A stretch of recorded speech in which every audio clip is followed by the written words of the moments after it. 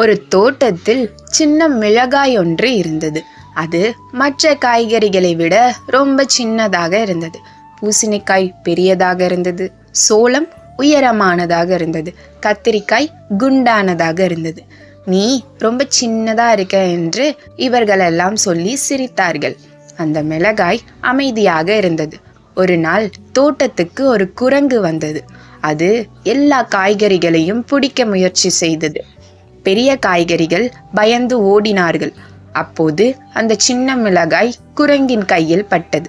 ஒரு நிமிஷத்தில் குரங்கு அதை சாப்பிட்டதும் காரமா இருக்கே என்று கத்தி ஓடி போய்விட்டது. அப்போதுதான் எல்லாரும் புரிந்து கொண்டார்கள், சின்னதாக இருந்தாலும் அதுக்குள்ள ஒரு பெரிய சக்தி இருக்குன்னு. நீங்களும் புரிந்து கொள்ளுங்கள், உங்களின் அளவு என்பது முக்கியமில்லை, உங்களுக்குள் இருக்கும் திறமைதான் முக்கியம் என்று.